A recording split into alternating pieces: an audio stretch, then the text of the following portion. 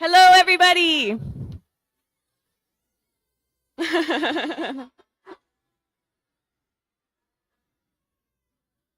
Thanks for being here today, everybody. Really appreciate you being here. My name is Gwen, and I'm the head librarian at the Moose Jaw Public Library. So thanks for coming to join us for this presentation from the Canadian Space Agency astronaut Jeremy Hansen. It's going to be a good one. We're really excited. First, we'd like to acknowledge that we are on Treaty 4 territory, the original lands of the Cree, the Saulteaux, the Dakota, Lakota, Nakota, and the homeland of the Métis Nation. The Nehiyawak translation of Moose Jaw is Mosotapskan, and it's the shared landscape for Indigenous peoples and settlers from around the world who call Moose Jaw home. We acknowledge the harms and mistakes of the past and are committed to move forward in equal partnership with Indigenous nations, with respect and in the spirit of truth and reconciliation. The library is also excited that this is the first of the City of Moose Jaw's events commemorating the 100th anniversary of the Royal Canadian Air Force. And we share in the city's pride at being home of the RCAF aircrew training and the NATO flying training in Canada program at 15 Wing. So thank you to our friends at the RCAF, Captain Jordan Jelsvik, Lieutenant Gowan Meritoli, and City Manager Maurice Carmichael for joining us today. We look forward to many more events celebrating the 100th anniversary of the RCAF in the coming year. So last year, the library was the lucky recipient of a Canadian Space Agency grant, which allowed us to offer more science, technology, engineering, and math programming to youth over the summer months. And part of that program included the hiring of 2 summer students to help us launch that program. So if anybody here was at the Parks Playground program over the summer months, the City's Parks program, you might recognize the people who are joining me on stage to introduce Jeremy Hansen. So I'd like to welcome now Avery Surtees, who is on the city's Youth Advisory Committee, and she's will be a future student at Florida Tech, and Abdul Alabi, a recent University of Sask grad, to help us introduce our speaker. Thank you.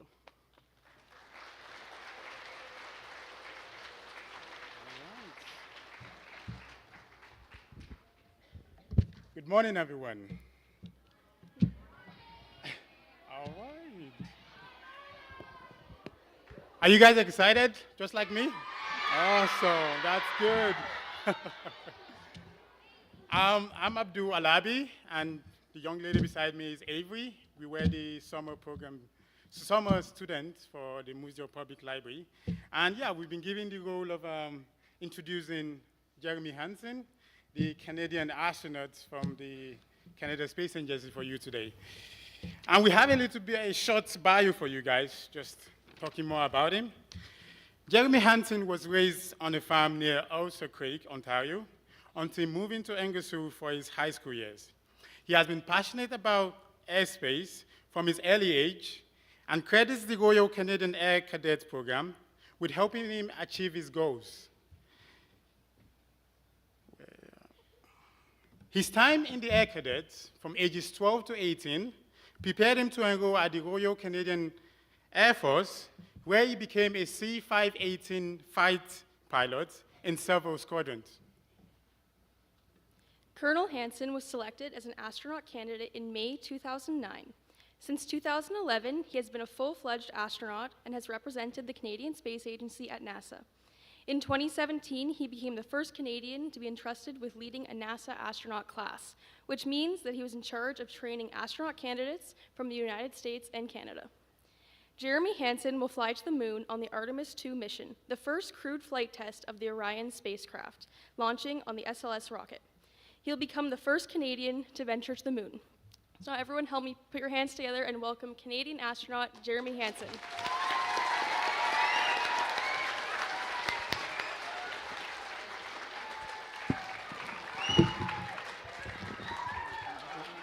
Wow, thank you, everyone. What a warm welcome.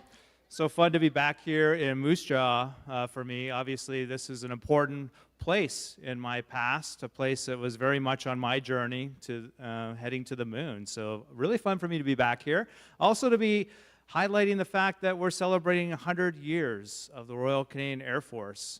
And if you think about it, all the contributions that this city, this area has made to the Air Force over the years.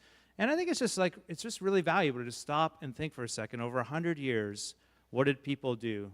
People in the Air Force, they were creative, they created solutions, they held high values, and they were really standing on the shoulders of giants. And so it's worth just pausing for a second to think of all those contributions over 100 years and where we've come from, just like the beginning of aviation, stewarding that through those years, and now the Air Force is going to be going to the moon on this mission. It's very much a part of my path to going to the moon, and I'm still an active duty member of the Canadian Armed Forces. I'm very proud to be so. A little less than a year ago, my world changed quite a bit as I was assigned to the Artemis II crew. And I just want to introduce you to my crewmates who couldn't join me on this journey or trip to Canada. So Reed Wiseman in the front, Christina Cook on the side, and then Victor Glover in the back. 3 American astronauts, and then myself. And I just want to highlight for a second, Canada will be the second country in the world to send a human into deep space. That's a big deal.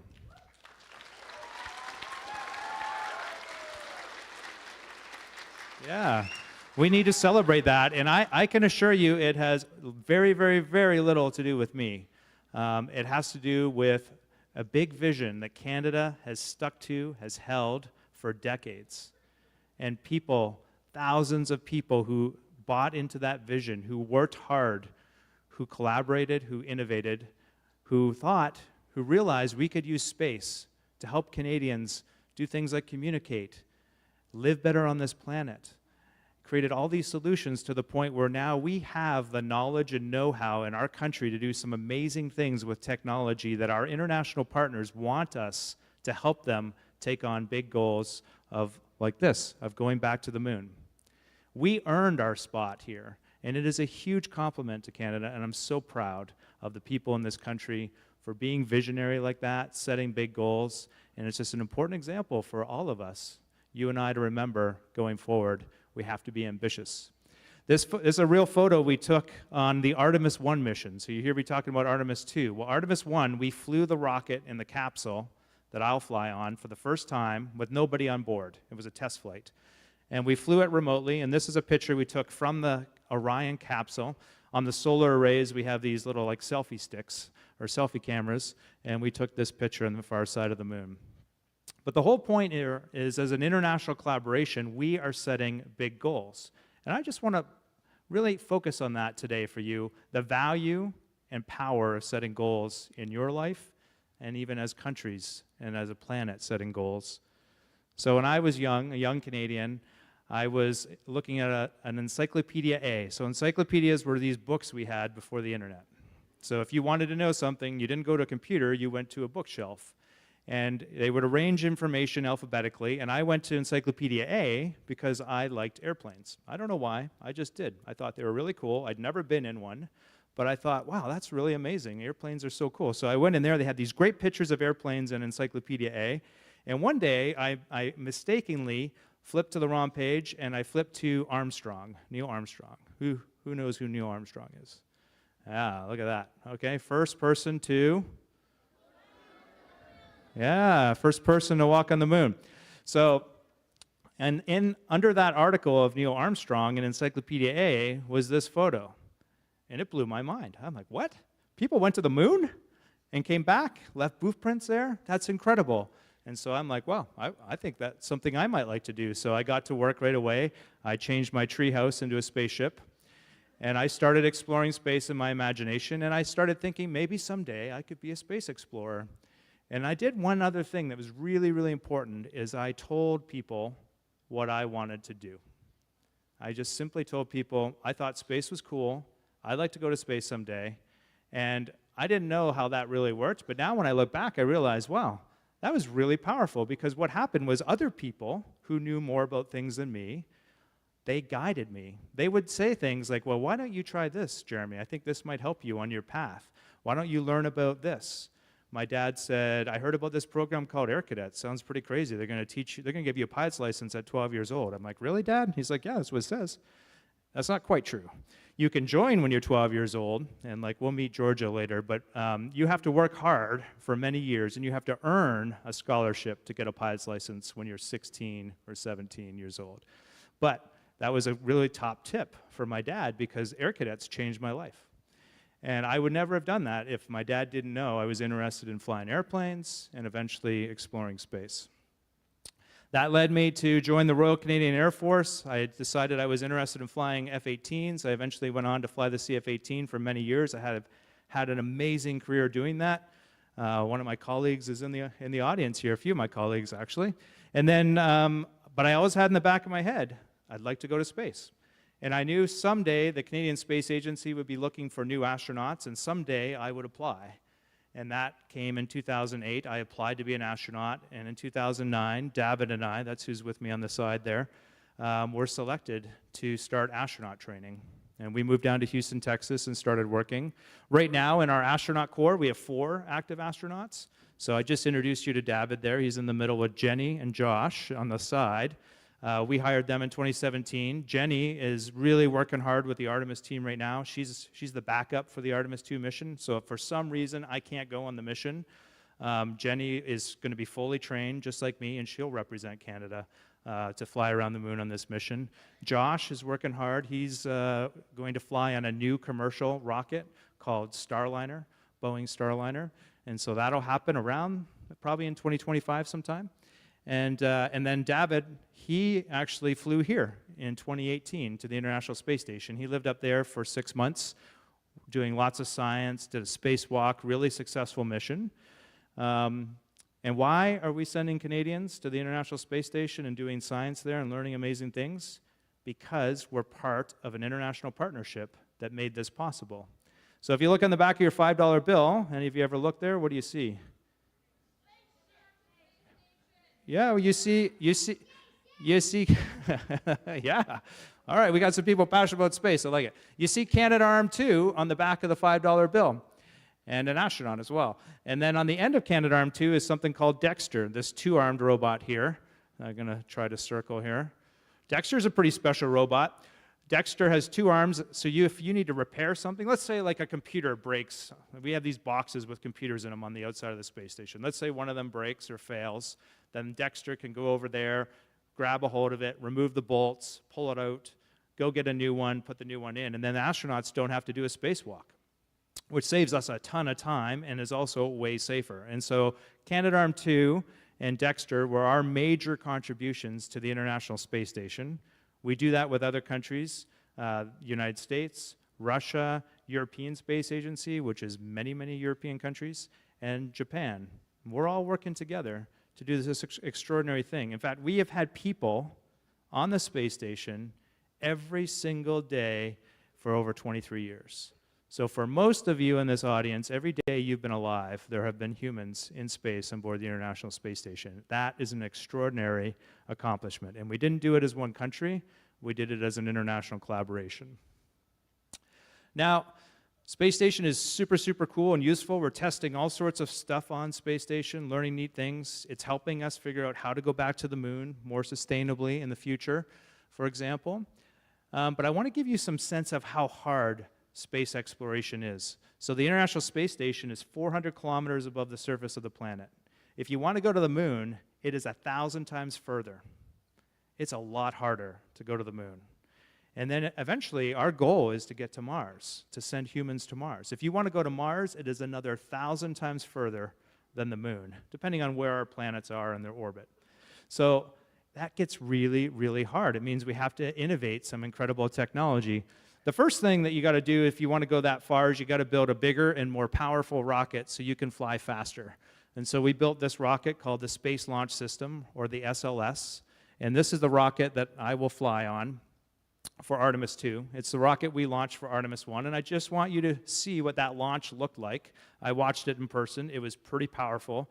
When you see a rocket launch up close, it's an emotional experience. You don't just see a rocket launch, you experience it, you feel it, it's in your chest, it's like thundering in your chest. It's quite a sight. But just to give you a sense of what that looked like, here it is, and the next time we fly it, I'm going to be sitting on top of this thing.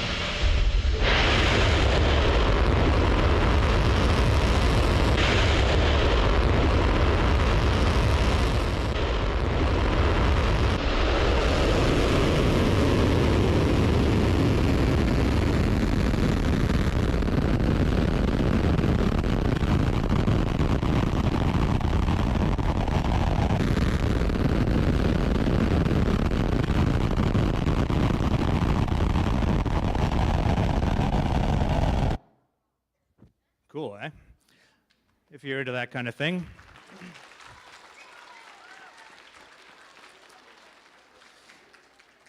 So once we get to space on that rocket will push us into space. We'll be doing about 28,000 kilometers an hour when we get there. And we'll leave from Florida here, and we'll fly around the planet once. And that'll give us about an hour and a half to check out the capsule, to make sure everything's working, life support systems are working, that we're able to generate power from our solar panels, all that stuff we got to get done in the first hour. If the capsule looks good, which we hope it will, then we'll fire our engines again and we'll start to speed up a little bit. And we're going to go out and do another orbit of the Earth. But it's going to be a really big one. It's going to go out to 60,000 kilometers. Remember, the space station's at 400 kilometers. We're going to go way out to 60,000 kilometers and then come zipping back to Earth. And that's to just do like a mini test of the capsule. That'll take us about a day. So during that day, we're going to be really busy. We're going to be stressing the capsule, make sure everything's working. We're removing carbon dioxide, all the things that we need to be able to survive for another 8 days. And once that day is done, we'll do what's called the translunar injection, and we'll burn the engine again, and we will fly out. We'll speed up to about 38 times the speed of sound and fly out around the moon and then come back and land in the Pacific Ocean. And that'll take about 8 days. So the overall mission is going to be about 9 days, a little over 9 days. This is what our capsule looks like. This was in the summer. They were working on it still.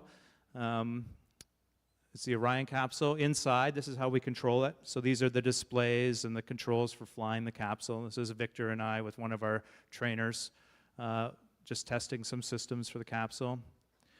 We're out in deep space, we're all alone, something goes wrong, or one of us isn't feeling well, or we have a medical problem. You can't just dial 911 and someone comes and gets you. You're all on your own. And so it's a different mindset when you leave and go this far away from home. So we have to do some medical training, so we're equipped to help each other out. We do a lot of practicing and rehearsing to get ready to go on our mission. So this is us doing a dress rehearsal in Florida at the Kennedy Space Center. And this is where we get the whole team together. So not just us. This isn't really for us, a little bit for us, but mostly it's for the whole team to practice everything, from firing up the rocket to refueling the rocket to who's going to be where. It's like putting on a big performance. And so we do dress rehearsals from end to end. So we went to Florida. We pretended we were in quarantine. We got up in the morning. We had our breakfast. We got our briefings. We put on our orange suits. We walked out the door. They had some pretend families for us. We waved goodbye to our families. That's what's going on in this picture. We're saying, bye, everyone. We'll see you soon. Then we drive out to the launch pad. We go up the tower. And there's no rocket there yet because it's not built. But this is where we will get into our rocket. This is the launch tower in Florida. And then once we get in the rocket, this is what it looks like inside. So this is one of the training capsules we have for practicing things like strapping in and emergencies. So this is us in the capsule, a few of our trainers. This is us in a pool in Houston, practicing what happens if we land in the ocean and nobody's there to get us. What if we land in the wrong place? It's very possible, depending on how things go. We might have to survive for a couple days until they can get somebody to us. The Pacific Ocean's a big place, and so we're practicing here, getting a life raft, getting out of the capsule, getting into the life raft as a team, and helping each other do that. So we do a lot of this practicing. So a lot of this training is going on in the United States, in Houston, Texas, where I live. But I just want to give you a couple examples. A lot of Canadians are working on this program and helping us dig in. This is just one example. This is in Labrador. Christina, Jenny, and I went up there because we were looking at how we're going to train the future Artemis crews who are going to walk on the moon and have to collect samples. And this is a very special place in Canada. This is in Innu territory. This is a sacred hunting and fishing grounds, and it's called Kamistaston Lake. And the Innu have known for thousands of years that this is a very special place. Science is just catching up. And now we know why. There's so much energy there. Something very special happened in this place millions of years ago. An asteroid hit Earth, came through, so that meteor came screaming through the atmosphere, and it hit Kamistaston and formed this lake. And so when a meteor impacts the Earth, it changes it vastly. And it left a huge mountain of melt rock, like melted rock, for example, that's there. And the Innu have known always that this was a very powerful place. But what's special about it from a scientific point of view is it has a special rock type called an orthosite. And it turns out the south pole of the moon is largely formed by an orthosite. There's an orthosite everywhere there. And also on the moon, if you look at it, there's a whole bunch of, what do you see on the moon when you look around? A bunch of what? A bunch of craters. So Camastaston is a crater formed in an orthosite. So it's a special place where you can go and you can see what happens to an orthosite when it's been melted and deformed.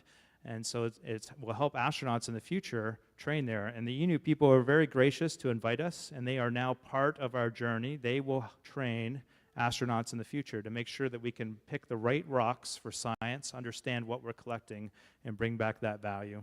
And we took this one of the evenings, saw the Northern Lights. It was just a magical experience. This is a picture of us in Camastaston crater looking at some of the melt rock. That's Jenny. And then we're with Dr. Gordon Zinski from Western University. His name is Dr. Crater. He does all sorts of crater research, so he's like a world-leading expert on craters. I've traveled in lots of places with him in Canada to visit different craters because they're really well preserved in Canada because there's not a lot of vegetation in the north, there's not as much erosion, and so you can see craters that are millions and millions and millions of years old in northern Canada. Another way that people have leaned forward and helping us with this mission is here's a photo of a really special gift that we received from an Anishinaabe artist, Henry Guimont. He's holding that photo. That is Sabe standing beside him. He's an elder, an Anishinaabe elder from the Turtle Lodge.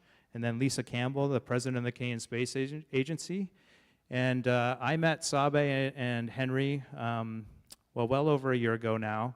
And Sabe said, I would like to help you prepare for your journey, Jeremy. And I think there's some things that we could share with you from an indigenous point of view, some traditional knowledge that will help you as a human prepare for such an amazing and challenging journey.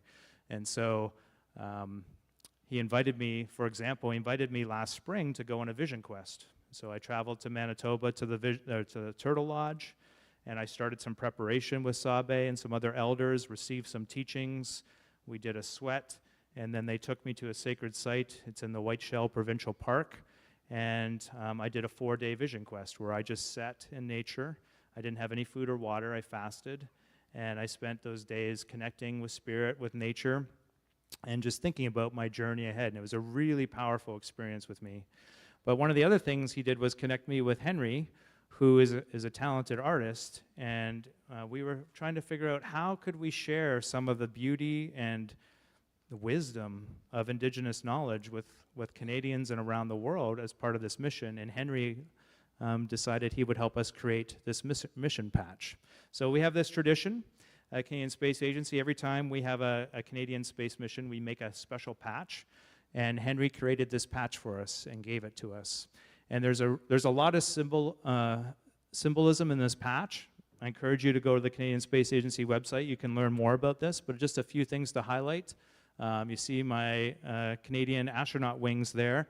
Obviously, the military is a really important part of my path, so I wanted to acknowledge that they did a lot to get me to this point. You see the Big Dipper there. In order for us to go to the moon, we're going to navigate by the stars because you can't just pull out your phone and do GPS in deep space. GPS only works on Earth. And so just like indigenous peoples for thousands of years explored most of our planet by just navigating by the stars. Really extraordinary when you think about how amazing these explorers were. So we'll be going back to those roots, navigating by the stars. And then you'll see Grandmother Moon. So in First Nations culture, or many First Nations cultures, they refer to the moon as Grandmother Moon, just like we say Mother Earth. And it's important to acknowledge that this design highlights one indigenous teaching, which is an Anishinaabe tradition, and some other First Nations share this, but the 7 sacred laws, or the grandfather teachings. And that's what the animals represent around the outside. So you'll see a buffalo, an eagle, a bear, a Sasquatch or a Bigfoot, or a Sabe, a beaver, a wolf, and a turtle. And the 7 sacred laws are something that you would listen to from an elder and you would say, wow, that just makes sense. And they are an example of how we should walk on this planet with one another to lift each other up. And so the buffalo is respect. It's about respecting other people and giving of yourself. The eagle is love, the most powerful healing aspect that we have, to love one another. The bear is courage. It takes courage in life to do the right things. The sabe, or the Bigfoot, is honesty. It is important to be honest, to mean what you say and to do what you say you will do. The beaver is wisdom. The wolf is humility. And the turtle is truth. And there's a lot more behind this. I really encourage you to listen to some of these teachings. I think you'll really benefit from them. But I just want to share one about the beaver. So the beaver represents wisdom. The beaver has the wisdom to use its gifts to help others. And what's the special gift of a beaver? What can a beaver do that no one else can do? It can chew down trees. How many of you have ever chewed down a tree? Yeah, exactly. No, you haven't. If you chewed down, you maybe chewed down a sapling, or a sprout, but you did not chew down a tree like a beaver. A beaver has a very special gift, and in order to be able to chop down trees, its teeth are always growing. Its teeth grow. And the beaver's gift is to chew down those trees, but not just to chew them down, but then to build dams and to create ecosystems and to help other species survive and thrive on the planet. It's a very special gift. And the beaver, if it doesn't use its gift, its teeth grow, and eventually it won't be even able to open its mouth, and it will die. And it is a reminder to us that in every single person, there is a special gift. That includes you. And each and every one of you is a special gift. And your purpose in life is to find that gift and to contribute it to the world, to society, to make it better. If you don't use your gift, you won't die like the beaver. But if you don't use your gift, you will not be happy. You will not find your meaning and purpose in life. And how do you find that gift? You just follow the advice where people are steering you, and you'll know it when you find it because you'll be filled with energy. You'll want to keep working on what it is you're doing, and that's how you know you're using your gift. So that's just one of the really special teachings and gifts that I received from some Indigenous peoples of Canada. Here's another way that Canadians are digging in. We're looking at some of the problems we have in order to get to Mars. We have to figure out how to grow food in space dependably, be able to rely on it. You can't just, if you go to Mars and your crop fails, you won't survive. You can't get back to Earth in time to get more food. So we have to be able to dependently grow food on the moon and on Mars. Also, like I was talking about healthcare, we have to change how we support astronauts in space with respect to their health, because right now, if something goes wrong on the International Space Station, we can evacuate that astronaut and bring them home. But when you go to the moon, you can't just get home in a day. It would take many days to get that astronaut home. And you go to Mars, it would take a couple years to get them home. So we have to be able to deal with these medical issues on the moon or on the way to Mars. Well, we have the same problems in Canada. We have to, climate change is putting pressure on food sources, especially in the Arctic. We're realizing we can do a better job with technology of delivering healthcare services in remote communities and even in big cities where people have mobility problems. And so we're trying to work together with the expertise in our country to develop solutions to grow food in the north, to provide better healthcare services in remote communities. And then we take those solutions with our international partners to the moon and to Mars. And so that's a really powerful contribution that Canadians have talents and expertise in that we can use to contribute to our future. We're also leaning forward and developing a third generation of deep space robotics. So here's Canadarm3. This is just a graphic of it. We're working on it right now. Doing space robotics at the moon is very, very different than doing it in low Earth orbit on the space station. And so we have to innovate an entirely new technology, more autonomous, integrate artificial intelligence in order to do this far from Earth. We'll also use that technology to develop rovers to help us explore the moon before the astronauts get there, help support the astronauts in exploration when they're there, and provide services. This is one that we're building right now with Canadensis. And if we want to get to the surface of the moon in the future, we're going to need lunar landers. So we're building lunar landers. We actually have two companies building them. This is just one of them. This is the SpaceX Starship. This is an enormous lunar lander compared to Apollo.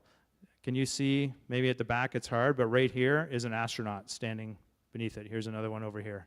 This is an enormous lunar lander. So we're having to figure out, how are we going to land it on the moon? Also, how are we going to land it on Earth so that it can be reusable? Because we have this architecture where we have to move a lot of stuff to space to go to the moon, and so we want to be able to reuse rockets. And so this is a real one that was built. Here's another person standing underneath it to give you a size of how big this is. And what I want to show you now are some videos of us getting there through failure. So I've been talking to you about setting goals in your life, sharing them with other people, but the other thing that will happen is, without a doubt, you will face failure, you will face challenges, and you will have to overcome them. And these are some examples of us failing and eventually succeeding with landing Starship. Whoa, hang on. Really important for you to know. Nobody gets hurt in this video. There's no humans on board this rocket. Sometimes I forget to tell people that, and then I look in the audience and their faces are like, nobody gets hurt, no one on the rocket.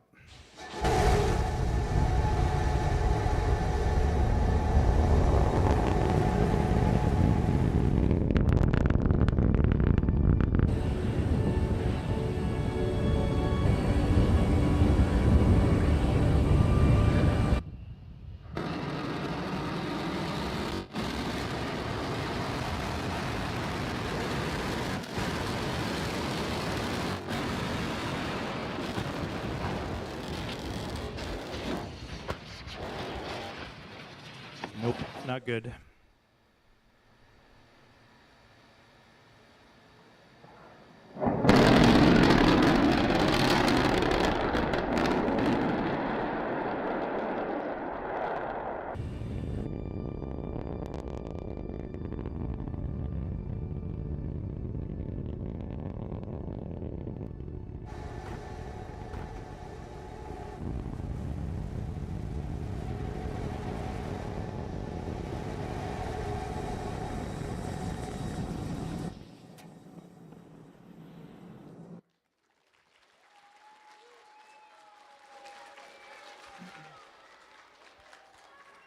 Yeah, exactly. And that is how you are going to feel when you overcome challenges in your life and achieve something that was hard, or you help somebody else achieve something that was hard.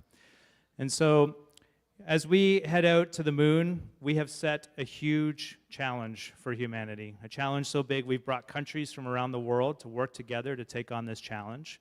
We are going to face adversity. We're going to face failure, and that's okay. And then we're going to just keep trying until we figure it out. And that's the point I want you to take home with you today. I want you to set goals for yourself. It doesn't have to be a career goal. It could be a goal a month from now or 6 months from now. Set goals, share them with other people. Expect that at certain times you will not believe in yourself. You will feel like a failure. The other people will help you get through that, and then you will achieve amazing things like this. When we come around the far side of the moon on Artemis II, this is what we're going to see. This is a real video from Artemis I. This is the Earth rising over the far side of the moon.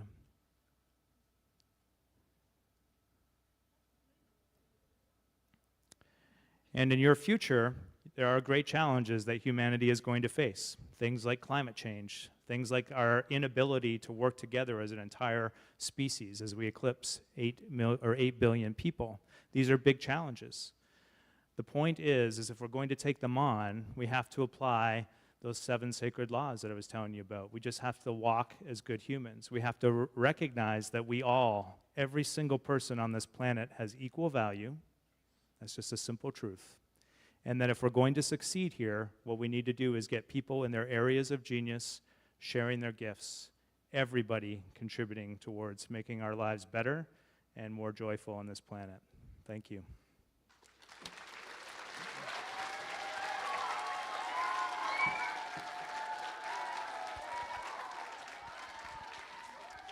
So I think I'll invite Georgia up here.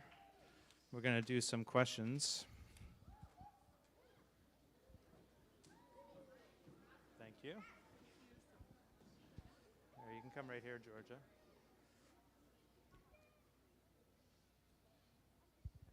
Yeah. All right. Oh, that's not going to work. I'll turn that off. Now you stay there.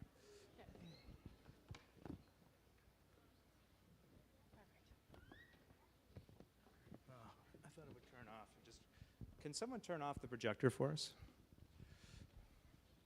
All right. Great to be with you. Yeah. So my name's Georgia. I'm an air cadet at 40 Snowbird Squadron, and I have all the questions compiled from all the students. So thank you guys for submitting questions, and we'll start with the first one. So why did you want to become an astronaut, and at what age did you want to become one?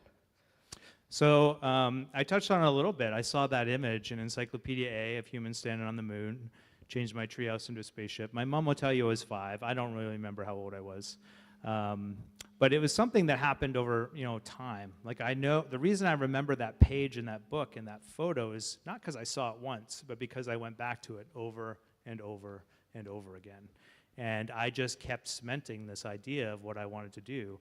I started watching science fiction about space, and I thought, that's really neat. I started checking books out of the library. I can still see some of the pages in this one book I checked out many times. They probably can't find it anymore, but my name would be on the little checkout card like multiple times of this book about moon bases. Cool. Next one would be, how do you train to go to space, and what are the requirements? Yeah, there's a lot of ways we train to go to space. We have this huge team of people that put together their ideas on what we need to know. Because as an individual, you can't think of all the possible things that you might run into. But we have this team of people, and they're all working together to figure that out. So we do a lot of training in simulators because we can practice things. So we have a simulator where we're connected to Mission Control in Houston. We're in the simulator. They're in Mission Control. And then we have a team of like evil geniuses that figure out ways to try to kill us. And then we try to survive. And so we do a lot of practicing that way. You saw us practicing getting out of the capsule in the pool. Well, in a couple weeks, we're going to go out to the Pacific Ocean, and they're going to put that capsule in the ocean, and they're going to put us in it. And then we'll be bobbing around in the ocean like we just got back from space, and then the U.S. Navy is going to come with their ships and their helicopters, and they're going to come pluck us out of the helicopter or out of the capsule and rescue us. So this is part of like what you do. You practice things. Practice makes perfect. Practice, practice, practice. That's super cool. What would you say the hardest part of your training was? The hardest thing is, I'd say the amount of different things you have to learn and do, and the only way it's possible is because other people are helping you. And so it's all the challenges about leveraging the support of other people, because you just couldn't do it as an individual. It's just too much, it's too hard. And so a lot of times you have to figure out is like as astronauts, we filter a lot of information. People provide tons and tons of info. I can't remember it all. There's no way. So what I have to do is filter it. Is like I have like 3 categories. Like is this something that's going to kill me or my friends? That's a top category. If it's something like that, then I write that down and I make like a little cheat sheet for myself so that I can remind myself so I will never forget. If it's something that will cause a loss of mission or a loss of, lose an experiment or something like that, I also record that, put it on the cheat sheet. And then there's everything else that I could sort of figure out on my own, or I can call Houston and get help, and they'll help me figure that out. Yeah, awesome. Next question. How long is your mission? And more particularly, like, what supplies are you guys going to take with you? Yeah, so since we're only testing the capsule, our mission has that special profile that I showed you. So it'll only be about 9 days long. And that's by intention, that we can actually stress the capsule. Like we can actually do tests that if we break something on the capsule, we do it at a certain time in the mission profile, that if that happens, we'll still survive.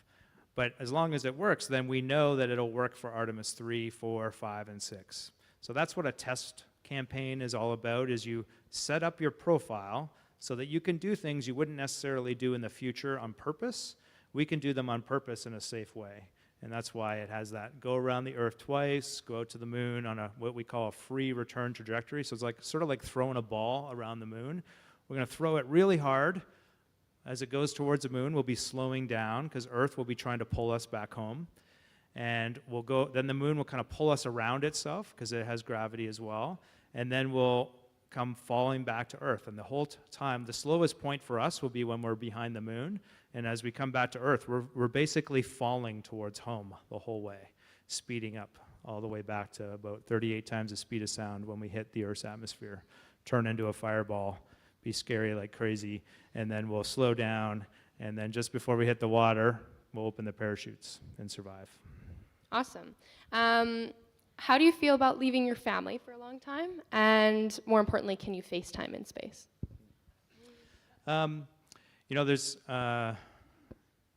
There's lots of travel involved in this job even before you go to space, and so yeah, it definitely puts a lot of stress on the family, same as many careers do. Military is very much like that. So staying connected is really important. Do a lot of FaceTiming with my wife and kids for sure when I'm away on the road. Our mission's only 9 days, so I'll probably be able to communicate with them a couple times, probably not via like a video conference. We are going to do some video conferences with Earth, though, so we have a bunch of those planned, and we'll connect with people. Be really cool to be talking to people while we're out by the moon, looking back at the Earth, and so you'll have an opportunity to listen in to those conversations that we have, and they'll be via video conference when we do those. Perfect. So what do you do for fun or in your downtime, and will there be time to rest while you're in space? Well, we'll definitely sleep, because you can't stay awake for 9 days. It would be very dangerous. So we'll definitely be sleeping. We have a pretty full schedule. I think the biggest thing that all of us are looking forward to doing with the little bit of free time that we have is just looking at the moon and looking at the Earth. That'll be enough to keep us busy. What an amazing thing, right? I didn't really mention it before, but that picture we took of the planet from Artemis I, all of you, I don't see any infants, so all of you in this room are in that photo. And when we're talking to you from space and we're sending back images, that will be of every single person on the planet except for the 4 of us. And that's really special. I don't want to give up a second of that opportunity to just look back at home, reflect on that, and the unity that we need to curate on the planet. Yeah, absolutely. Like I know on the ISS, like photography is a huge thing that they all do, right? Yeah. Are you scared, excited, nervous to go to the moon? Basically, like what's your general feeling about going to space? Yeah, I'm not. I know it's a risky endeavor for sure. I'm not oblivious to that. There's a lot of risk in flying on any space mission, space station, or the moon. But we manage risk. That's our job. That is essentially what we do. We try to think about all the things that could cause a loss of crew or a loss of mission, and we look at those risks. We talk about them a lot, and then we try to mitigate them. We try to, we say, well, that could kill the crew, so we better have a backup plan. And so we always try to do that. So I don't lay awake in bed at night and worry. I'm not worrying at all. But I also know that, leading up to the mission, I'll get a little bit scared. Probably in like the couple days leading up to launch, some of those tough points where you're saying goodbye to family before you go, that'll be a bit scary. But then, because of all my training with the military, I know that what the human brain does is when it's time to actually do the job, like when I'm actually strapped into the rocket, the fear will be there, but it'll be sort of pushed to the side, and I'll be just ready to do the job. Yeah, absolutely. Like the training will come in as opposed to the natural instincts. That's right. Let's see here. There's a funny question here. Is it true that astronauts sometimes forget about gravity when they come back? Yes, it's true. I haven't experienced it because I didn't mention this will be my first trip to space, but my 3 crewmates have all been to the space station before, so they have a lot of experience. And I've listened to them and others talk numerous times, and it's true. Every once in a while, they do kind of just forget they're in gravity. They've built this habit over 6 months of being able to, you're eating something and you want to grab the salt and you just let your spoon go and then go and grab the salt, and then on Earth it just doesn't work. Yeah, for sure. And let's grab, what will your task specifically be, your role on the mission? Yeah, so our individual roles in the mission are not as well defined as you might think yet, because we have a long way to go and we're going to divide things up. But to give you an example, so Reed and Victor, who I introduced you to, for launch and landing, they're going to be strapped into the commander and pilot seats. And so they will be controlling the vehicle through those phases of flight, for sure. That's set. But then once we get to space, we actually pull the seats out. We don't need them in space because we're floating. And so we get them out of the way and we kind of store them away. From that point on, we're just going to share all the duties. One of the things that's important because it is a test mission is that you want as many perspectives on every test as you can. So you would like everybody to try everything if there's enough time to do it. And so we'll be trying to fit as much of that in so that we have 4 perspectives on everything. And we'll just see how it goes, but we'll all fly the vehicle manually, for example. We'll all exercise. We have an exercise device. It's called a flywheel. We'll all try that out numerous times. Yeah. Yeah, that's super important, especially like if someone gets hurt or sick, so that everybody can do the job at some degree of precision. Yeah, you're right. Yeah, we all take the exact same training, like for everything, even for launch and landing, because although it would be, I think, nearly impossible that I could end up having to be in a seat for launch, because we would probably delay the mission or something if we had an issue. But on landing, that could be needed. Very unlikely, but it's possible, and you wouldn't want to not be prepared. Absolutely. So last question we're going to grab is, who is your idol? I don't focus on one person at all. I just have this recognition that everybody, I said this earlier, but everyone has equal value. And a lot of people, I did it too. Growing up, I put astronauts on a pedestal, for example. I definitely admired them, admired what they did. They were a great example for me. There's a lot of people in my life that have been great examples. But what I really admire is people just doing their best, just having the right mindset, a mindset of creating. On any given day, you as an individual have a choice. And I don't do this perfectly, but it's important to at least be aiming for it. Every day you have a choice to add value to this planet, to lift people up, to make their lives better. And that's what I admire when I see that in society, when I see somebody just stopping to do the little thing. It's not the people we put on these pedestals that we're following. We're following people that do the little things to help lift up society. That's what I admire. Yeah, that's awesome. So thank you for submitting all your questions. And finally, thank you to the CSA and the City of Moose Jaw, and along with Prairie South School Division and Holy Trinity. And of course, thank you to Colonel Hansen for coming today. Thank you, Georgia.